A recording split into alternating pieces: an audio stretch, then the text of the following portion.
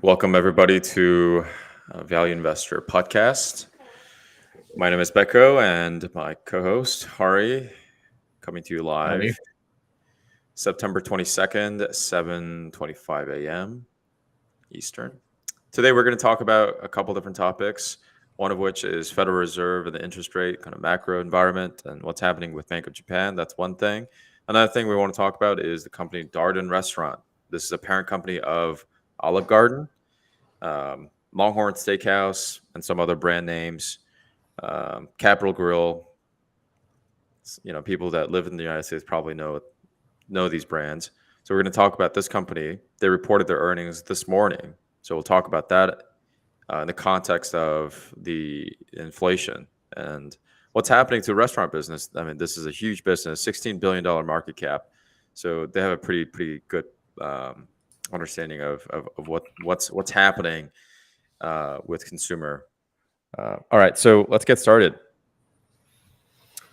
So yesterday, the interest rate, the Federal Reserve interest rate rise was announced.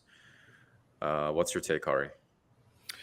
Well, I mean, I think we're still seeing interest or inflation at 8+ percentage points, which creates a level of, it's obviously problematic because inflation has not adjusted, downwards even with two interest rates rise.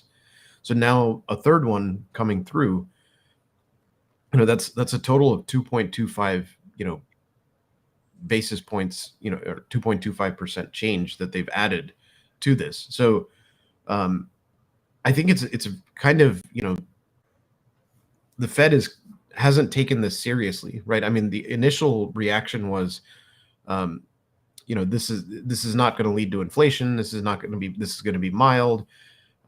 We're not actually in a recession was, kind of the talking points. And I think they're finally realizing, like, we screwed this up, and we're having to keep raising interest rates. And I think what they could have done was just raised them all at once at a much larger pace, and that could have kind of shocked the system and kind of lowered, this damage. But the thing about Japan is very interesting because, like we talked about last week, the currency is really a problem for the strong US dollar is a problem for everyone, because when they want to import goods or export goods, they have to use, they're spending dollars to do that. And because the dollar is so much stronger, they're just not able to purchase as much stuff out of the US, and so it's hurting them. So in the first time in 24 years, Japan intervened by buying its own currency, to basically reduce the supply, which would increase the price, to try and, but because they want to keep their ultra low interest rates, because Japan has a different problem. They've had deflation in Japan for a long time. That's right. Let me show a couple of charts here. Okay, let's start with Federal Reserve. All right. So Japanese yen to USD chart. So this is sort of the inverse. You'll see the Japanese yen dropping against the USD. I mean, this is getting to a point where it's really, I mean, the value of yen compared to USD has been pretty much halved, and this is not just Japanese problem. This is a problem across the world right now because dollar is getting so much stronger. Right, as the interest rate goes up here, the capital flocks to the U.S. because it's so much easy to get that yield, and so there is capital outflow from all these different countries, including Japan. So this is a problem for every country basically outside of the U.S., including Euro, Japan, Korea, etc. So that's that. So this is, by the way, this is the Federal Reserve FOMC statement, and one of the things that it talks about is the interest rate. Obviously, that's one of them, but also the reducing the size of Federal Reserve balance sheet. That's another thing that we have to think about, which is this the balance sheet trends. So the total asset, if you guys remember, going back to this, like for example, Darden Restaurant is what we're going to talk about in a couple of in a few minutes here. But you'll see income statement, balance sheet, cash flow. Same thing applies for government as well, include Federal Reserve. It's a bank, so they have balance sheet, right? So the balance sheet peaked because we were racking up debt, and then it's starting to unwind here. So this is another thing that's happening, and people are paying attention to that as well. So all in all, things are. I don't know. We're talking about sort of this same topic. Maybe every couple of weeks when we do this live streams, we're talking about the economy getting worse and worse. But it seems like it's really going to take a nosedive here in a couple of months.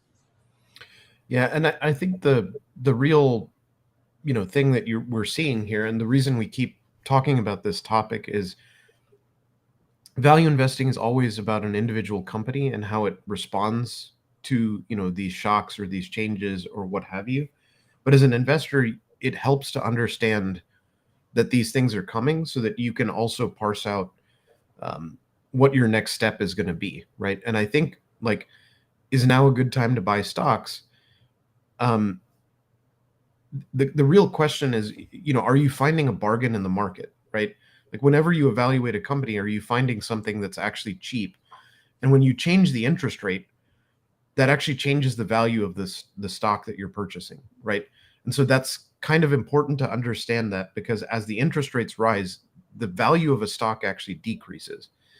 And there's a lot of different reasons about that. I mean, we may actually go into a specific, like, spend an entire video just talking about that, because I think it's really important.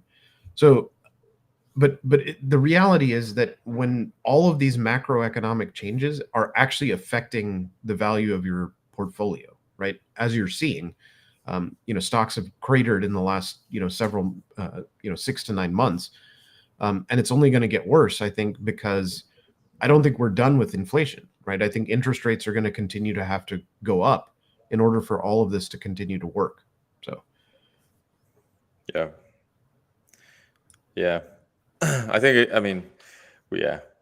there's a lot of philosophical kind of angle to all of this too, which we'd love to get to at some point. But yeah, so things are not looking good. Surprise, everybody. It's just going to get worse, I feel like, before it gets better. All right. Let's move on to the next topic, which is Darden Restaurant. They just announced their earnings today. Can you give us a quick rundown of that, Hari? Yeah, so it's interesting in light of the last topic what Darden has done. Their sales were up by 6% year over year, revenue of 2.45 billion, which is just a little bit short of the revenue target that they had set, and their GAAP earnings were $1.56, which was what analysts were kind of expecting. But what's interesting about this is their 2023 outlook is they're assuming inflation into their outlook. So they're saying that if inflation is continuing at about 6% for the remainder of the year, and essentially that their same restaurant sales growth would be 4 to 6%. So in essence, they're essentially saying that we're going to match inflation, I assume, either by raising the price or, but essentially calling for flat relative to inflation growth for the entire year. So when we talked about Darden as a company in our podcast, we actually saw how during the pandemic they just exploded because everybody was eating from home, and you saw like a huge revenue boost from, this was a company that had somewhat like flat, sales for several years, slow growth, and then they saw a big spike, which also led to a big, EPS growth. So in 2022, they've, fiscal year, which ended last year, their they almost went up $2 billion revenue wise, after like being basically shut down in the middle of 2020. So I think there's going to be some interesting things here, but what you're seeing from Darden is really, how are they going to buffer against inflation? And I mean, if you've been to a restaurant, I think you'll probably notice that almost every one of them have increased their prices, 5 to 10% at least, for, labor, for food prices, everything has gone up. And so how are they going to cope with this? And we're seeing a 5%, 6% growth in revenue, but it actually means it's flat because of inflation, right? That's right. Yeah. Yeah, it's interesting. So 6%. I mean, this is in line with the CPI report, right? I believe Yeah. this is in line with the CPI report we got last week. I believe it was last week. With the interest, I guess in the U.S., the inflation is running at like 8% compared to last year, and then the core part of that, if you double click into that, I think a big part of that was food, energy. Let's look it up. Yeah, and energy prices has gone up now even more than gas. Gas is kind of flat right now. But what is ending up happening is food has gone up so much because of other categories being, you know, energy is a big input to food, and then we're seeing shortages in those areas. And there's also a lot of, because it costs money to transport food. That's right. Yeah, if you look at this, the all major categories, 8.3%. Energy, man, 23.8%. If you look at food, I guess food, what is the restaurant business? It's food and services, labor. Yeah. So look at food at home, food away from home, 8%, 13.5%. Grocery stores, yeah, food away from home. I mean, I imagine this is going to, they'll raise prices, but ultimately, is this going to drive down revenue because people don't want to eat out? Another thing that, what is it, grocery? I saw on Wall Street Journal article a couple weeks ago. Some of the grocery chains, their marketing message now is eating out it is expensive. Come shop with us and cook at home. That's been the message from some of the retailers, so grocery retailers, which I find interesting. But if you look at this stuff, food at home went up 13.5%.